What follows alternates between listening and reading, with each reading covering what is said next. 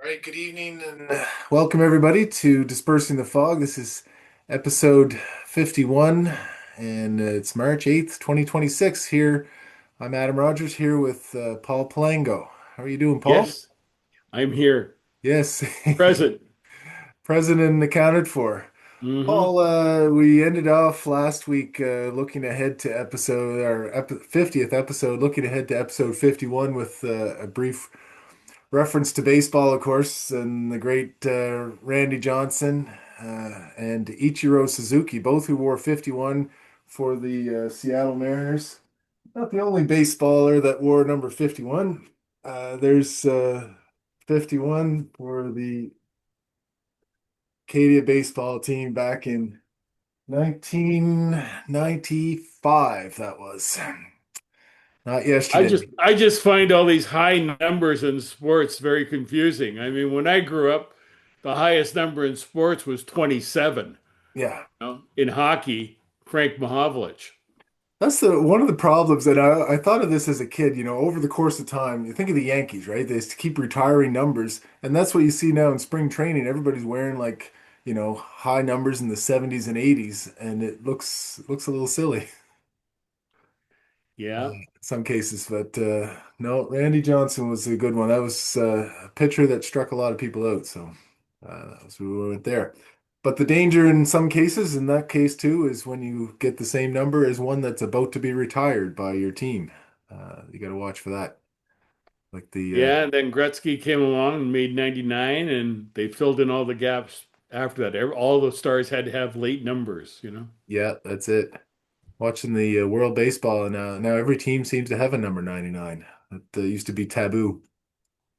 All right, Paul. So we got lots to talk about today, and we've got a great guest coming along too. This is a new guest for us. This is Garry Clement, who is former RCMP Superintendent, an expert in organized crime, financial crime, and somebody who has some insights into the Ryan wedding situation, among others. So we'll bring in Garry Clement after a little bit here.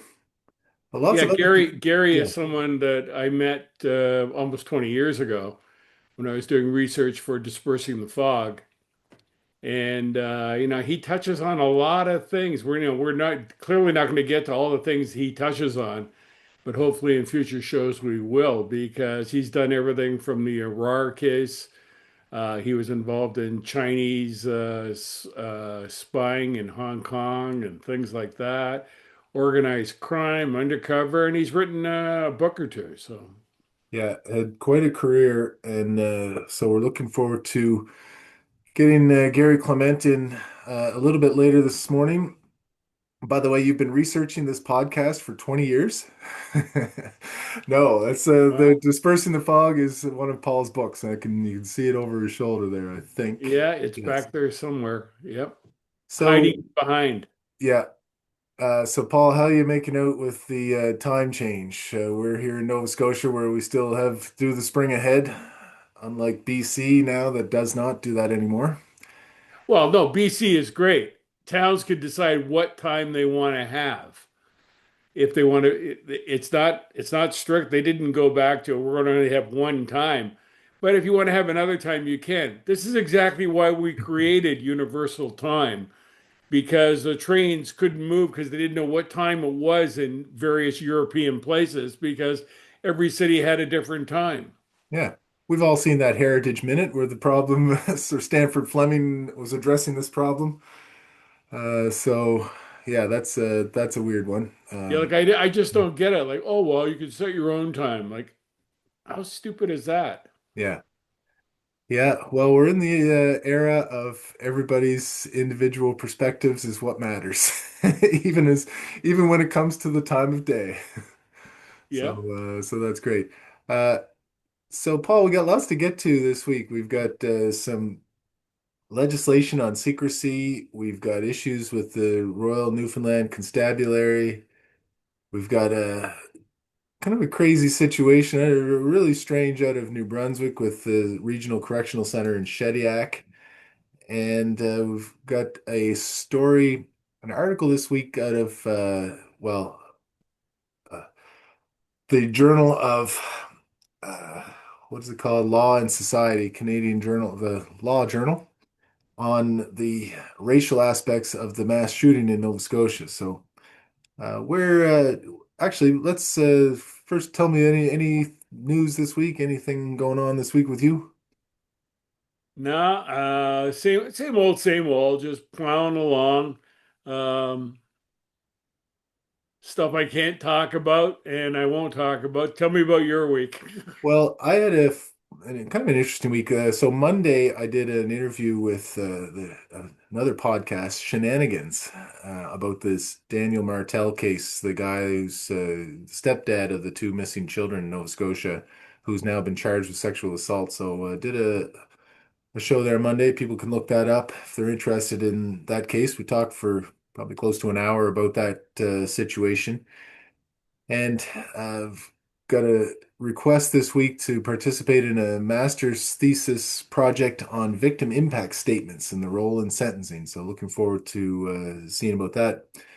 But I was coming from court. I was going to tell you about this, Paul. I was coming from court in Wagmatcook back to the mainland last Tuesday, and I saw three RCMP cars parked in front of one of these dispensaries on the reserve in Wakaba. I was like, oh. Well, that's interesting now. There seems to be a raid going on, and there's some other vehicles and people around. And then I see later on Facebook the Chief Michelle Glasgow of Sebago-Negedy saying that there were raids happening there as well and in other reserves in Nova Scotia. It all seemed coordinated. And so then the response from the chief was, well, we're setting up blockades now. If you want to come into our reserve, you better be a friend and you better have a reason to be here and you better know how you're getting out. That was, anyway, kind of a. So that's It's escalating that situation here. well, for sure it's escalating. We talked about this in the past. The whole government approach to the legalization of cannabis and stuff is so stupid. Um, Yeah, Gouging the public for inferior quality products because we don't want people to get hooked on it, but we want to make a lot of money at the same time yeah, is just driving the non-approved market because people know what they want and know what they can get. I mean, it's crazy.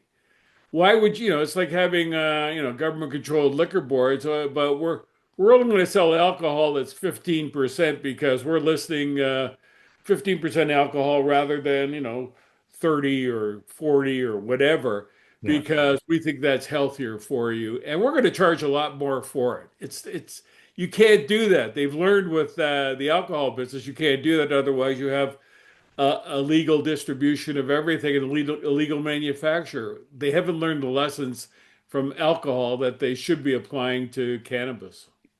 Yeah, so that's going to escalate. And this is all, of course, here in Nova Scotia, part of the government's struggle to balance their budget, and they've cut everything, lots of programs that were aimed at helping alleviate poverty in Mi'kmaq and African Nova Scotia communities, cultural programs, all of these things. And so there have been major protests and pretty clumsy government response so far. But this seems to be part of that, which is there's losing HST revenue to the reserves and the dispensaries on reserve, and they want to shut them down and get the money. And it doesn't seem to be any more complicated than that. I know they explain it through public safety issues, but those have all been debunked by the RCMP, among others. And so I don't think this is going to get any better anytime soon. Well, I know, you're, I think you're still a conservative, aren't you? Some days. Some days, Mhm. and the Premier of Nova Scotia is on your team, right? Absolutely. Yeah, I see it is. Yeah. Yeah. But anyway, you got to point things out though. Like even when your teammate makes a bad pass, you got to tell them, right? You know, that You wasn't. know, I read a thing this morning about Laura Mulrooney in Chester on her Facebook, writing about Tim Houston, the premier, and saying all kinds of tough things about him. And I go back to, what I've said in the past, which sort of got me, I guess, kicked off of the local talk radio show when I pointed out I don't like Mr. Houston's values. And, he was a guy who was worked offshore for 12 years, helping rich people avoid paying taxes.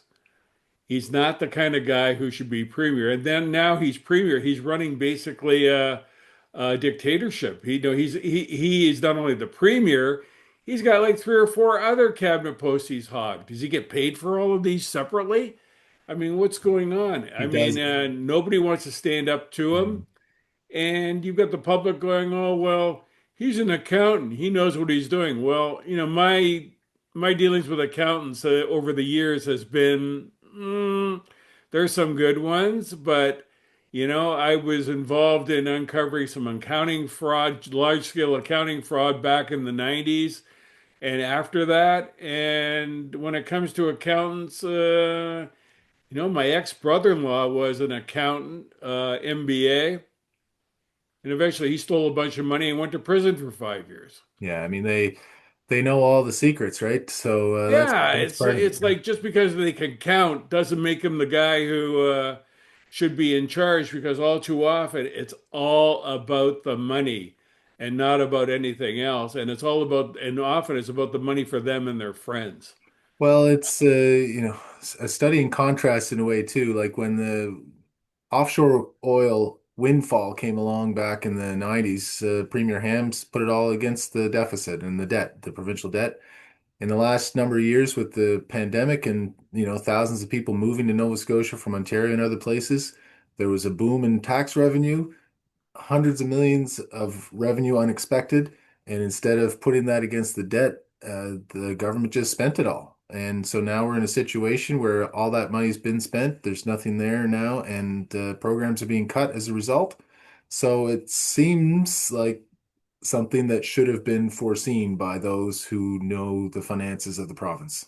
I mean, one of the programs that's not necessarily a provincial program that I think should be cut is the unholy agreement years ago that lobstermen, fishermen get to collect unemployment insurance and all kinds of benefits during the summer after they brought in three, 400, $500,000 in the winter. I Yeah. mean, you got all these guys on unemployment and pogey, and they're driving 70, $80,000 pickup trucks that they replace every couple of years because oh, well, we're hard done by. No, they're not. Some are maybe, but across the board, you can't have an economy where you're giving people who make $300,000 welfare at the same time. The and no, absolutely. And not to pick on Nova Scotia legislature too much, but there was a legislation coming in this week too, Paul, there about children in care and just sort of harkening back to the missing children situation a little bit. The Nova Scotia government now is going to put in legislation that the names of children that were in care, even if they died while in care, could not be publicized.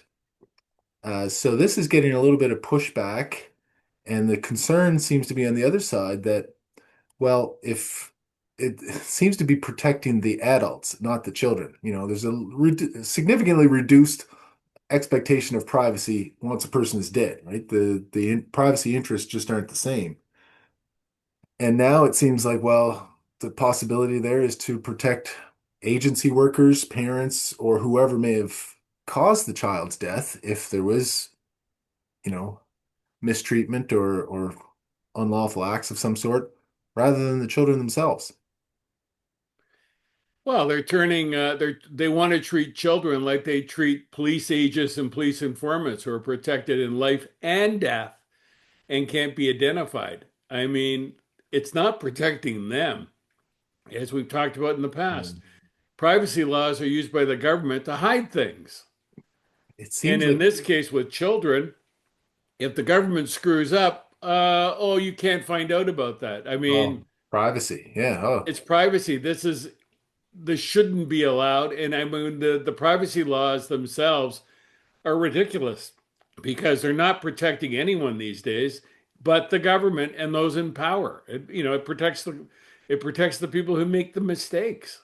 It's a version of a similar situation I see with, those accused of sexually assaulting minors, and they get their names protected because if their name is revealed, the name of the victim would also be revealed or more likely to be known. And so there's, you know, anyway, another example, I guess, of this privacy push or culture that sometimes ends up protecting the wrong person. Oh, you Uh, know, there's so much disturbing going on with government hiding things. If you look at stories this week about the liberals trying to keep in Ottawa, trying to that access to information is basically a bar to information. It's almost impossible to find anything out, and they want to keep it more and more secret. Everything is meant to be a secret to the government. This is not a healthy situation. Plus, the overlay in this, I got a note the other day from a former lawyer of mine who is, we worked together in a big lawsuit in Ontario for 10 years, which I won. And then he ended up sort of going astray, ended up in jail, is out now and is taking courses on in criminology, working on a master's in criminology of all things. oh yeah, And he sent me this thing from his class that I'd never seen before. And he said, "This is bizarre." It was a paper in the Canadian Journal of Law and Society called The Unusual Suspect Race, Class, and Crime, a critical discourse case study of Nova Scotia's mass casualty event by Kamika Samuels Wortley. And I passed it on to you. yeah. What do you think? I was first of all disappointed that I hadn't seen that in the first round because this was published in 2024, and I should be scanning the law journals at all times, especially this one is published by Cambridge University Press. And anyway, I read through it. It's a 24-page article. You really get about halfway through before you have much discussion on the perpetrator, by the way, because the author does not identify Gabriel Wortman as the shooter of 22 people. One must be politically correct here. So notably, so when I was like, oh, that's interesting. Well, no surprise in a sense because she had been hired by the Mass Casualty Commission to work alongside the Director of Research and Policy to, quote, provide a sociological analysis of gender, class, and racial biases that influence police procedures. Spent most of the time in the article actually talking about the street checks article or report that was done by Scott Wortley. Now, an unusual last name, and I think Paul, but no evidence that I could see that they're connected to each other, either having written papers together or whatever. Anyway, no, I mean, it started by talking about George Floyd. It says the color of justice is white, and basically went through a couple of the situations we're familiar with the with Wortman being stopped and detained by the Halifax police officers at his dentures clinic in the parking lot. You remember that incident where, Yeah, like February 12th, 2020. Wortman locks them into the parking lot and says, "You're trespassing, you can't be here," and no charges as a result. Miss Samuels Wortley says, "Well, if that was a black guy, that would have been much different." Same with the later in the day speeding ticket that he got from Nick Dorrington. Same day, driving back to Portapic, and Nick Dorrington described him as apologetic and all these things. Like, well, if that was a black person, maybe it wouldn't have worked out that way. I guess so. Well, What are your thoughts? it's outrageous. I mean, the RCMP didn't go after him because and didn't lock him up because he was a white guy. There's no evidence. There's evidence that he was a police informant or agent, but Samuels Wortley, working for the commission, doesn't want to hear that. That wasn't part of the evidence. That was part of the cover up, but we don't pay attention to that. Yeah, And so they basically are continue. The concern for me is that yes, this was 2 years ago, but they're teaching it now Yeah. in criminology classes and law schools as if it's fact. And it shows you how this insidious rot has crept into universities and thinking and into into the education system because it's accepted and it's not right. No, it's true. And it's it distorts the real issue. Like what, yes, I'm sure, like, okay, yes, that's probably was an issue, and I'm sure his race, but that's not what this was about, you know? There was no real racial aspects to the killings, the whole situation. So why make that a central feature or a prominent feature of the report or the analysis? It's just Well, I not read the needed. report. It's like Samuel's Wortley is doing a job application for further government work. Yeah. You know, a lot of this stuff, it's not critical, it's airy-fairy, but it's dangerous. You know, as my friend said, he in his class, he suggested, well, maybe we should have Paul Palango in here to provide an alternate sort of view of this story. And they, oh, no, no, no, we can't have him. Like, shot it right Nope. down, he said, You which is might you might give them understandable. the real goods. Well, yeah, I mean, we deal in facts. And I'm seeing Samuel's Worley dealing in ideology. And it has nothing, like you read this and it's, what are you talking about? You know, this everything is a black white situation and everyone's a victim. It's sick. Of course, all right, systemic racism exists, yes, but that's not the most meaningful aspect of this situation by Yeah. any stretch. It's not in the top 10. And yet there it is as a featured article and now being taught in schools. So, Well, and on a sort of an analogous situation, I was approached earlier this week by the University of Toronto Press to make a comment on a upcoming book about the RCMP by Professor Kent Roach. oh yes. And I've sent you the book. You haven't had a chance to read it yet, and we'll talk about it in the future. But I declined to comment on the book, even though I'm named in it. Our guest Gary Clement is named in it, because Roach, in my opinion, and what you can verify this, but he just ignored everything that was sort of suggest there are serious problems with the RCMP at the political level and the institutional level and structural level, and basically says, "Oh well, they're a proud force." And I think they're going to continue doing what they're doing in the future because nobody really wants to change it, ignoring all kinds of arguments. It's just I couldn't endorse it. Well, I'm looking forward to reading it. He's certainly a prominent spokesperson on justice issues and criminal issues in Canada. He's written books himself. He clerked for Supreme Court Justice Bertha Wilson. That was his original claim to fame. And yeah, he writes a lot. So looking forward to reading the book But and I saw making him as comment on it. part of the institution, and he pretty well says, "Oh, I thank the RCMP for teaching me this." I think he I think he's struggling to get a detached view about what's really going on and ignores anything that is controversial, like politicization of the force, lack of accountability, et cetera, that we can go into, and structurally doesn't really deal with what it's like to be a policeman. It's all sort of, I have 500 citations here of various articles, but I think what does he really think?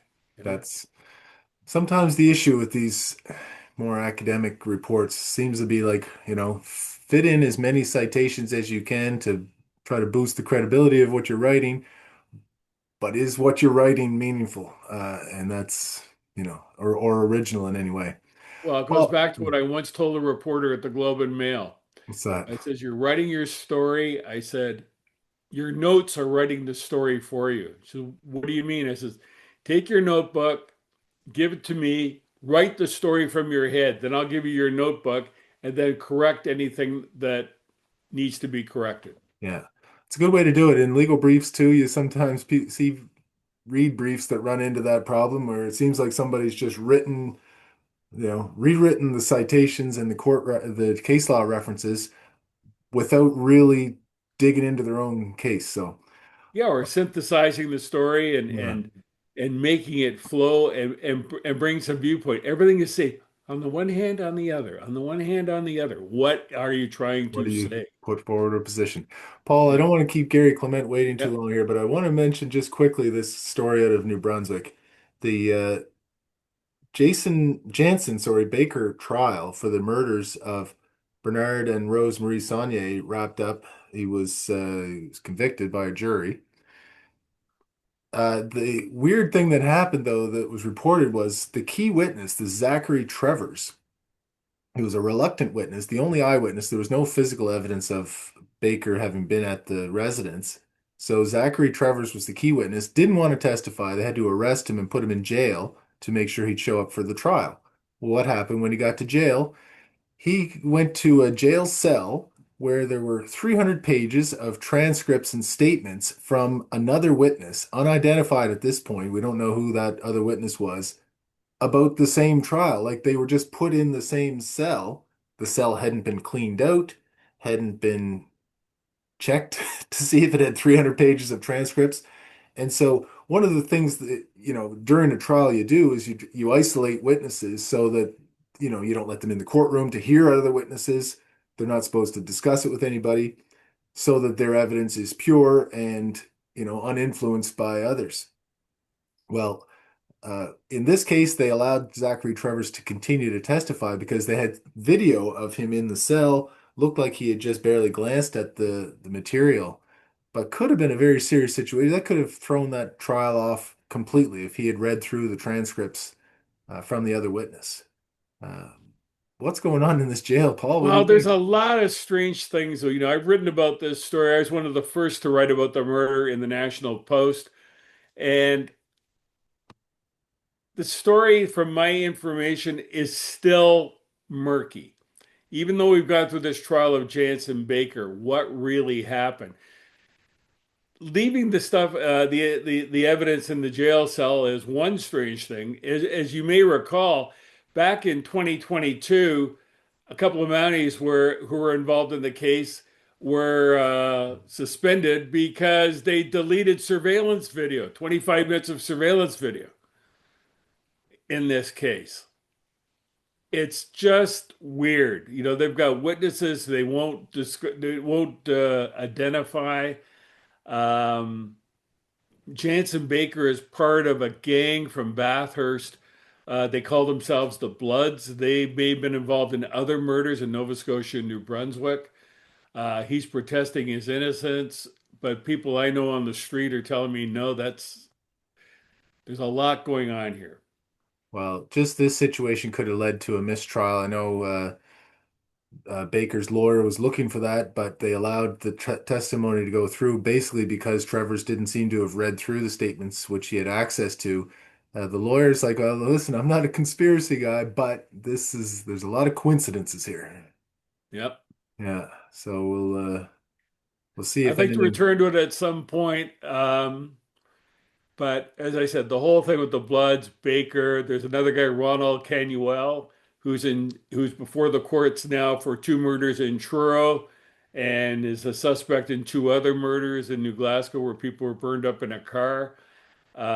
They're all part of the same gang, and none of this is being discussed. And by the way, this Southeast Regional Correctional Center in Shediac, New Brunswick, same jail where in February 13th, there was an escape. And it took 6 hours for the public to be alerted to this dangerous escapee. So some problems at the Mm, jail as well, probably. shocked. I can see. All right, Paul, let's bring in Gary Clement and we'll turn the conversation to him here in just a moment. We got Gary in the waiting room and Gary with two R's. Must be Scottish. No, There I you think. are, Gary.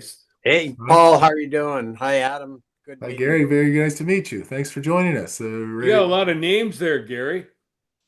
Yeah, well, I think it was a fight. They couldn't decide which grandfather named me after, so they gave me them both. Yeah. Got to See, keep everybody happy.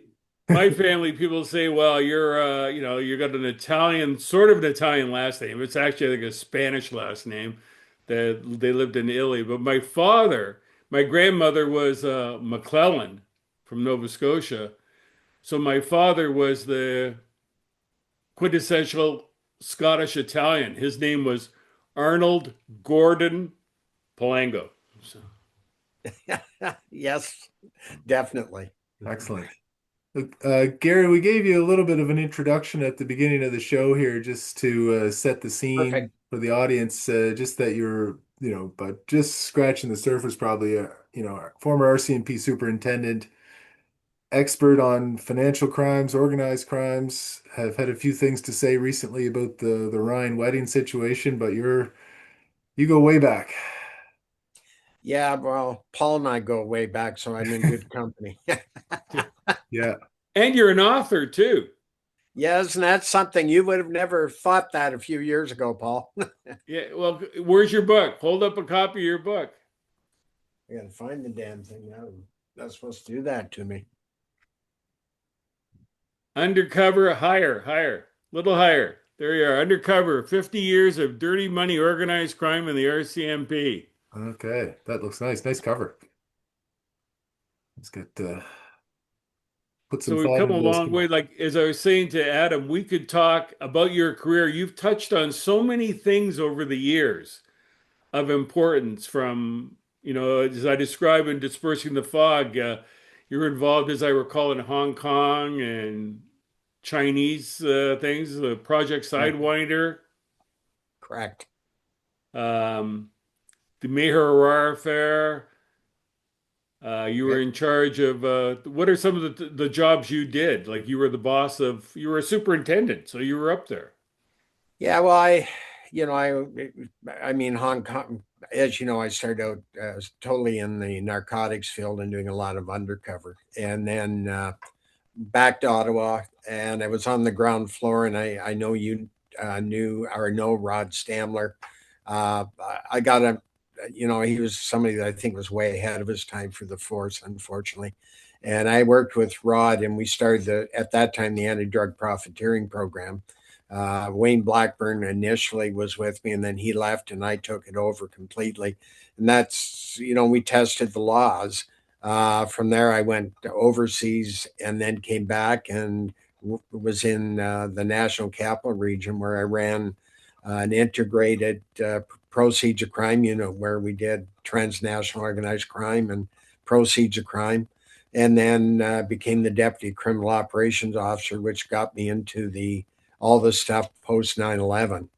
And so I sort of oversaw a plethora of investigations that were occurring at that time, and then got hauled back to headquarters to do the sort of reinvigorate the proceeds of crime program, and but not knowing that we were going to gut it for the purpose of an integrated market enforcement team, which actually resulted in my resignation. Just because I think, Paul, I had worked in the field for so long, built the program a couple times, and wasn't about to try and build it again because there just wasn't the will, and the RCMP was prepared to let it sort of disintegrate, and I think that's unfortunate. That's why we're in the mess we are today.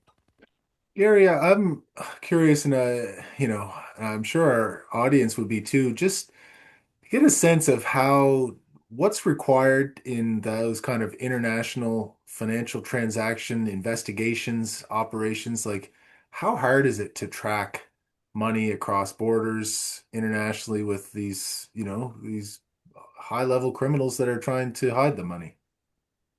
Well, that's where we're falling apart. I mean, I wrote many times to up the chain to try and get them, the senior management, to accept that to bring a good investigator, somebody that had good investigative skills.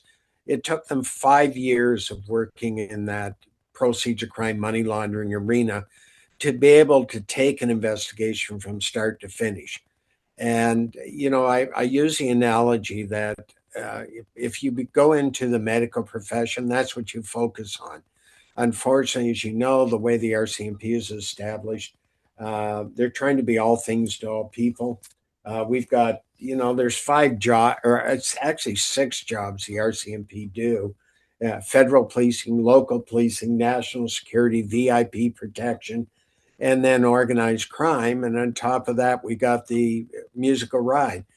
Uh, the dilemma falls apart. I don't know how many times I spoke to our senior executive committee a number of times.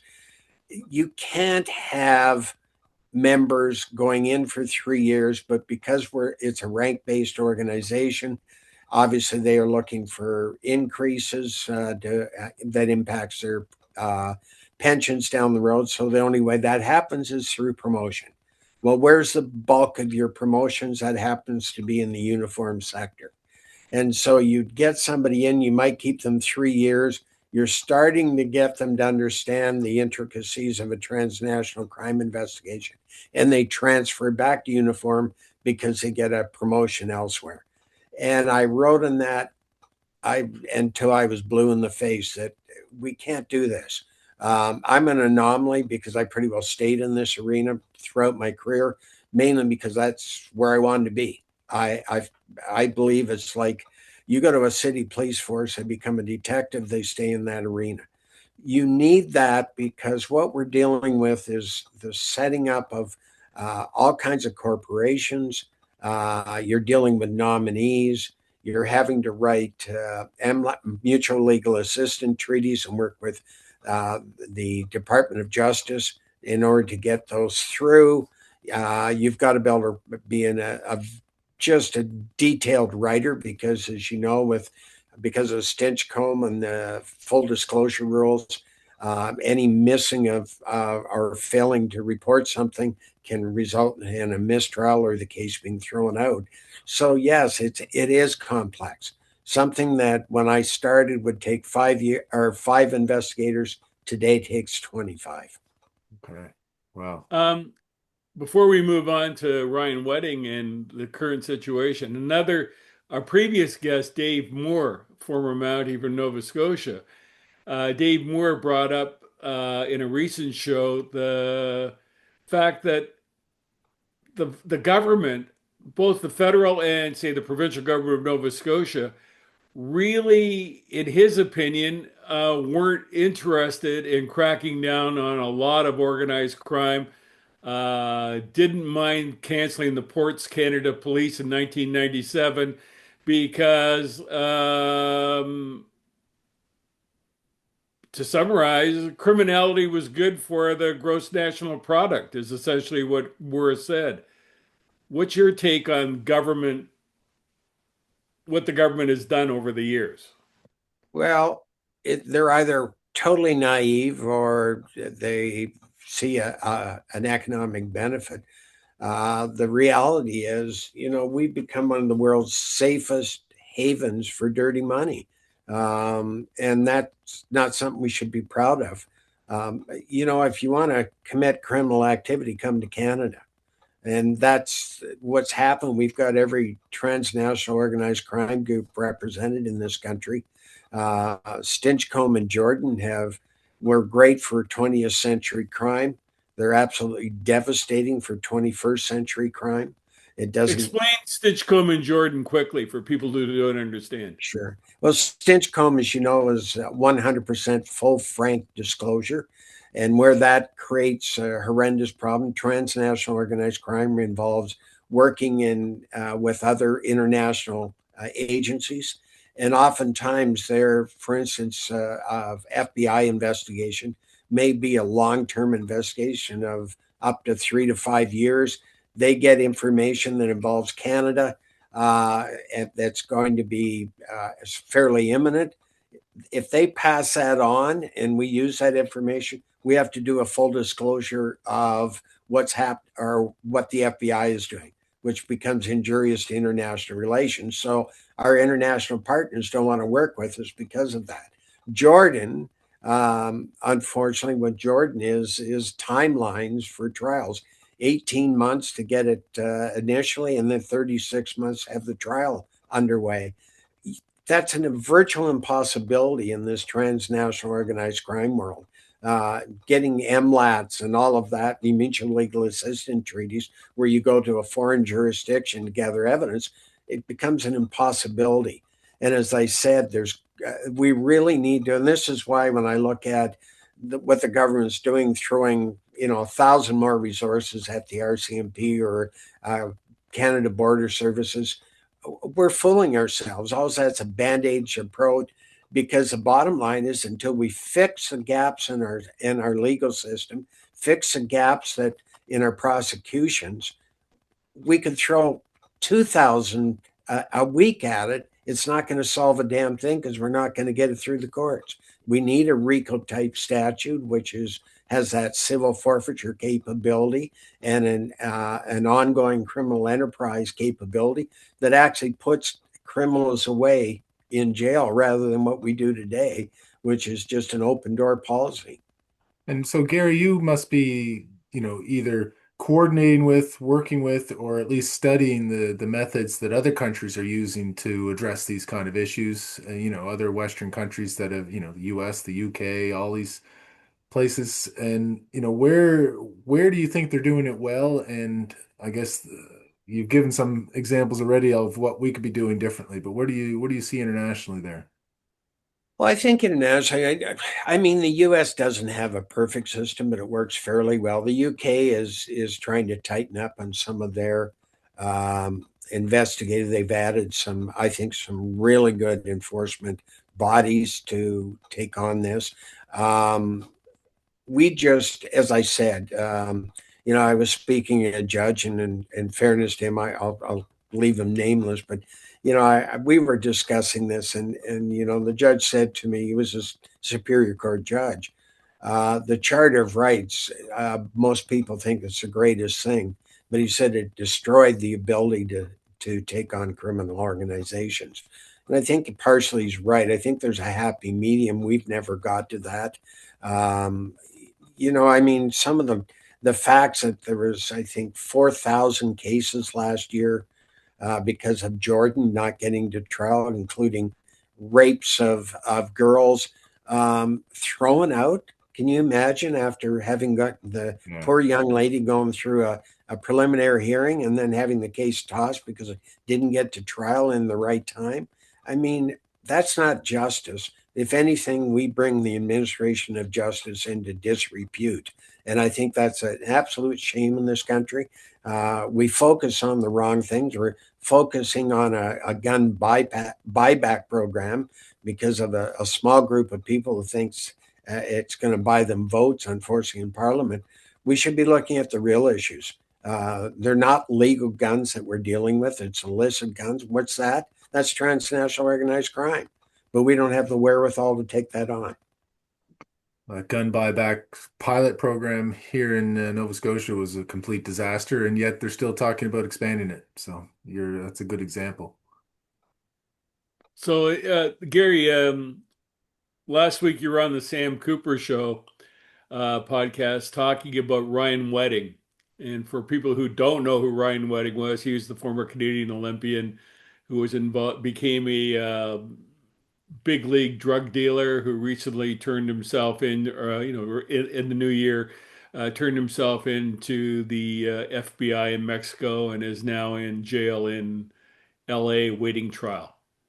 What? Correct. How did Ryan Wedding get to be Ryan Wedding?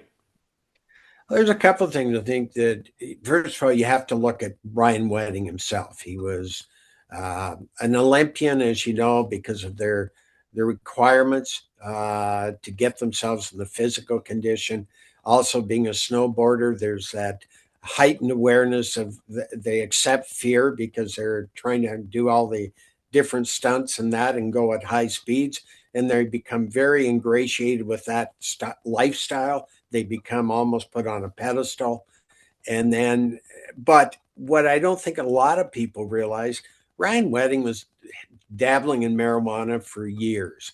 And as you know, the time he was growing up and at the time he was dabbling in it, very little enforcement was occurring in marijuana.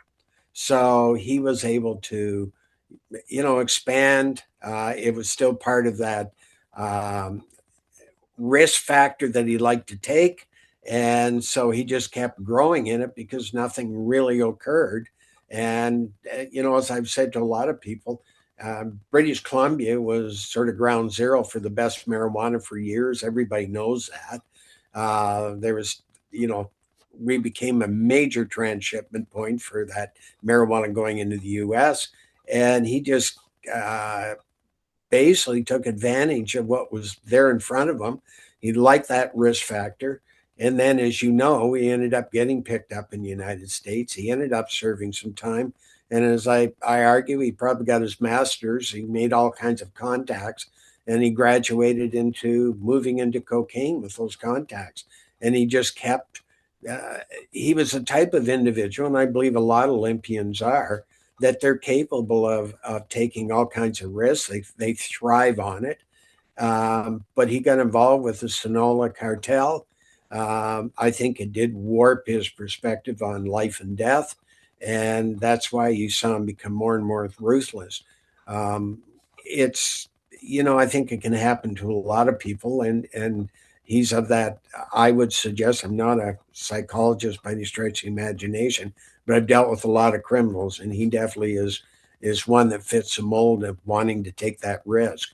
The other thing I would comment on, Paul, that I found really interesting, I think this is the first time that I can recall ever in the RCMP that the commissioner ends up being at the press conference after his arrest. That's just something never heard of. I mean, I did Bermuda Short. I was the superintendent. I went to Miami on that one. And I went to one in Kingston where I was the superintendent because it's usually the officer that's handling the program. And I also found it interesting that he turned himself in. I mean, I'd like to know what's behind all of this because it just seemed a little bit too easy. Seemed like the higher up, that seemed like a political statement of some sort, wasn't it? That there was cooperation of like, but we haven't heard a lot about any details on cooperation between Canada and the US on the situation. What do you think? Why was the Well, commissioner there? from my contacts that I've been talking to down in the U.S., they definitely aren't happy with the cooperation they're getting from Canada. So I think you might be right, Adam. I think it was a case of the U.S. allowing Canada to save face a little bit that there was cooperation, Trying to but portray some, yeah. just to portray. But reality was, Canada's fallen very, very short on the cooperation with their Five Eyes partners in the last little while. Well, would wedding have ever been caught in Canada or arrested in Canada? I mean, it doesn't look like it. Chances are pretty slim, probably less than 10%. And then you got to ask yourself, Paul, with all the cases we've seen that get to the courts, what would the punishment have been? I always use the analogy of when I did my last undercover with Larry Miller, who was tied, as you know, was tied to the Genovese crime family. And when he was arrested, we did all the arrests in the United States. Well, why? Well, if he had been arrested in Canada, we would have lucky to get 3 years.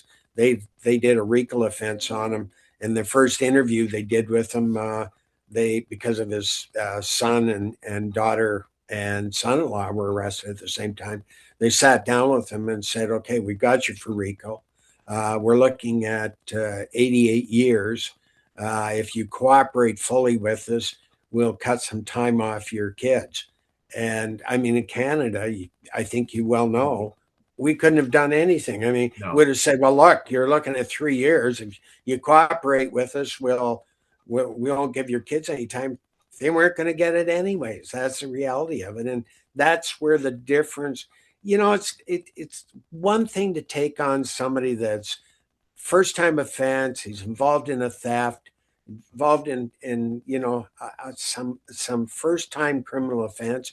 Obviously, you don't want to see him locked up for 20 years. But we're talking transnational organized criminals.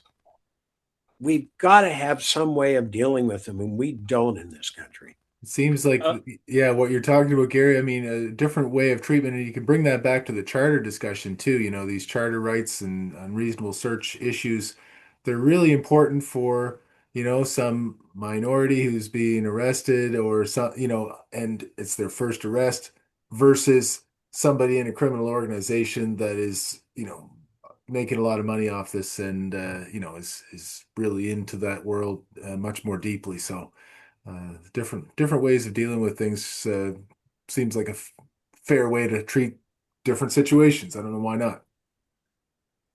uh, just as an aside, the Larry Miller case, just for people who don't know what that is, that's uh, was run out of the Six Nations, wasn't it, in outside of Hamilton? Yeah, he was actually he was operating out of he was tied in to the Sands Hotel in Las Vegas. He was we operate between Messina, New York, Hamilton, Windsor, and Vancouver. And Larry was involved in contraband smuggling. A lot of them went through Akwesasne. Uh, they allegedly, what we're able to show, they made between 600 and $800 million between 92 and 96. And so, yeah, you're talking sophisticated criminal group. And as I said, they were tied into the Genovese crime family. So not Larry Miller, the guest comedian and guest star on Seinfeld. No, definitely Different not. guy. Yeah. The question I had then is getting back to Ryan Wedding. See this the story this week after the big bust of Toronto police officers involved in corrupt behavior, tow truck industry, etc. Now we find that one of Wedding's henchmen was hooked up with one of the people involved in this. What does that tell you? Well, I've said for a long time, we've got, I think the number from Canadian Intelligence Service Canada is 4,000 organized crime groups in this country. Between state capture and organized crime, they're all trying to infiltrate our organizations. I've said for a long time, and it's happening, and it has happened. We've seen it, Paul, in our time. We saw it with Pat Kelly way back in the 70s, who was tied into the Colombian trafficking networks. And so we're seeing, Kelly, a former Mountie undercover, wasn't he? yeah, Pat, yeah, he was a partner of mine when I did my very first undercover operation. So you're dealing with a lot. It's going to happen again. I believe that we probably got more infiltration than anybody wants to admit. The downside of why I don't think it's being uncovered as quickly as it should be, as you well know, the blue wall of policing, and I don't take anything away from, but the bottom line is, I find it very hard to believe that others in the Toronto Metro Police didn't see there was something wrong with what it ended up being taken down here. That I think it's a virtual impossibility, and but the blue wall will go to great lengths to protect everybody and not say anything. And I think that's one of our downfalls. It's sort of like our politicians that don't want to come forward on ethical violations. It's the same thing. Nobody wants to be seen as trying to clean up a problem. No, that's right. The You mentioned a minute ago, Gary, about Ryan Wedding turning himself in, and it strikes me that there might be two basic explanations. That one is he was scared that he was going to be found out internally, and it was safer to be arrested than to continue in the world. Or secondly, maybe there was some deal reached in advance of his arrest, his turning himself in, and he's prepared to name some names, talk about the operation, and this is all part of an arrangement that included him turning himself in. Are there any other options, or what do you think's going on there? Well, I think the story hasn't been written yet on that side, but I would probably go with your latter explanation. I may be proven wrong on that, but that's sort of what I Hard to know. read. It's um, he obviously he doesn't want the death penalty, so He's going to do, I think, what he can to save himself. That would be in his psyche to do that. So, and a lot of people will. Let's be honest. Getting back to infiltration, big issue for me and for a lot of people, not so much with the government, it seems, because they keep lowering standards and bringing people in. They're doing phone interviews now, vetting people, taking their word for it and catching them later when they're on the job. The RCMP, for example, and other police forces as well have gone, we're recruiting and people are coming in and we're doing all this stuff, but they're not getting the people they need. And this dovetails with a piece I saw the other day. One of our audience sent along that Brian Sauvé, the head of the National Police Federation, is advocating that non-Canadians be allowed to become Mounties. Yeah, Um, I saw that, and I think it's a path that people should wake up to very quickly. I would like to see stricter vetting. I look at it when I'm way back and I realize I'm dating myself, but you went through quite a process to get accepted. And yeah, it might be struggling to get people in, but to lower standards, to have to have non-Canadians, I think it's a huge mistake. It's just, it's law enforcement, it's representing justice. It's and I think if they go down that road, mark my words, we will see more and more corruption coming to the surface, which is going to benefit transnational organized crime because they are trying to get into police organizations. They're trying to get in. We know that for a fact they got into a lot of the motor vehicle branches in Ontario. That's why a lot of licenses that were issued. They've done a couple investigations on that, and they're going to continue to infiltrate wherever they can. And then you take all this state espionage. They're getting in everywhere. We know they're in government. It's we just as a country have to decide what we want to be 50 years out, because if not, I think our children and their children are going to pay a hell of a price for it. Yeah, no, it's it's no different than, an international corporation looking at different jurisdictions and saying, well, what's the best, most favorable tax regime? And we'll set up an operation there. Criminal organization, you would look to say, okay, well, where can we infiltrate the police most easily? Where's the sentencing regime the most generous or at least strict? And then, make your decisions based on all that information. well, But what strikes me, before you go yeah, on, what strikes me is the government over the last 20, 30 years has implemented a policy where, big white Saskatchewan farm boys are not allowed to become police officers or corrections officers or whatever because we want diversity in the ranks. So they've disencouraged people from becoming police officers who might have a natural proclivity to do that. And now they're having difficulty getting people to come in because they've made it so difficult and so unattractive. Now they want to bring foreigners in. How do you wake the government up to this or the politicians up to this? They're causing the problem, it seems. well, you'd think with just the stats that we have, they'd wake up. Some of the stats that have come out in the last little while, like 500,000 vehicles stolen and exported in this country, 40 billion in illegal drugs, 40,000 overdose deaths, 38,000 human trafficking victims, 600 billion in suspicious financial transactions moving through the economy. Somebody should be waking up to this. It's not getting smaller, it's getting worse. And, I was thinking about it the other day, and I'm going to probably put an op ed together on it, but I was listening to what happened in Mexico and how the Mexican gangs, after the arrest of the head of the criminal organization, rose up and started fighting within the community, causing all kinds of havoc. How far away is Canada from that if we look at some of these organized crime groups? Some of the ones with affiliation back to their home country. What would happen in this country if some of this happened? We've seen protests like never before. I think you'd agree with me. Toronto this past summer. Start having all those go violent. And what's it do to this country? Because we're not prepared for it. No, we think we're just different than everybody else, and it'll never happen here. But that, Correct. you know, that's not a safe assumption. Well, you're looking at Surrey, BC, Correct. with all the extortions going on there, like dozens and dozens, completely out of control, hamstringing the police.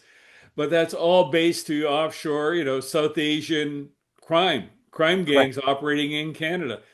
How close is that to a tinderbox? Because you've got ruthless people who are operating like they're in a third world country, in our country, and getting away with it. Well, that's it. And that's where my concern is because I've said for a long time, why are we not enforcing immigration when we say somebody's got to be removed from the country?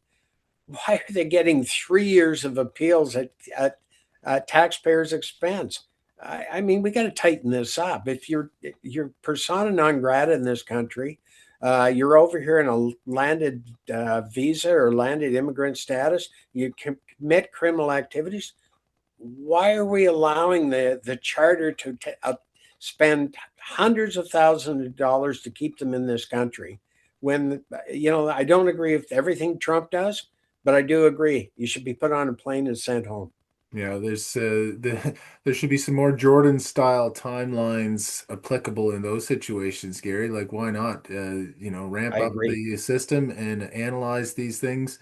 Endless, multiple levels of appeal. Well, they shouldn't take that long. You know, Well, exactly. yeah. And but My la- Your point, Paul, on British Columbia is correct. But it's not just British Columbia. It's flow. We see it in Brampton, and I agree. These extortion. It's going to get worse. It's not going to get better. Last point I'm going to ask you before we go here is I sent you a note the other day about this new um, serious fraud office, for lack of a better description, in Canada that seems to be developed in a mysterious way. I don't know. It's supposed to be an independent organization, I think, or is the RCMP running it? Is it going to make a difference? I agree. As you know, I've been a proponent that I believe the RCMP is no longer fit for purpose, and I don't think it is. It can't be all things to all people, and I've argued for a long time. Sadly, contracts should be given back to the provinces, the municipalities. We need a federal force. Now, if that means that we have to create an independent agency, so be it. But let's be realistic here. Where are they going to get their resources? Where are they going to get their expertise? They still have to work with in law enforcement, so it's not going to be built overnight. And unless we fix the problem, which again goes back to Stinchcombe, Jordan not having strong enough laws like a wire fraud enactment, not having a RICO type statute, you can set all the organizations up you want, nothing's going to change. Need some legislation. All right. Well, there we go. Well, Gary, we look forward to any op-eds that might emerge from these issues, and I'd love to have you back on the show too. We do this every week, and you've got lots to say from your history, but also analyzing current events with your expertise. So we'd love to have you back sometime to talk about whatever else is going on. Well, I think the interesting thing about Gary is that people are living in the moment and not realizing a lot of the problems we're having are a result of historical things that have happened. And you're part of the history. You were in a lot of places. We could talk about the Chinese issue. We could talk about Meher if we have to. I always talk about it. And organized crime, some of your undercover work. I mean, but it all leads up to understanding why things are the way they are today. And I think you're a good touch point for a lot of that stuff. Well, I appreciate it very much. I appreciate you having me because I think what my book, I hope it did, it shows that it's not just about criminal activity. My 50 years has shown that the geopolitical overlay is so heavy influencing organized and transnational crime today, and that our government really needs to wake up to that. And hold your book up one more time so people can see it. Undercover. There you are. Well, Very 50 good. years, man. Well, that's great, Gary. Well, listen, thank you for Thank your you. contributions that way and throughout your career. But today, especially, we appreciate you taking the time. I know the audience does as well. And yeah, thank you very much. Well, Thank thank you you. for having me. See you again. All Yeah, right. take care. So, oh, geez, that was fascinating. There's a guy that's been around.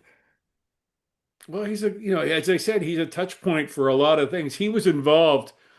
He ran the Meher Arar investigation.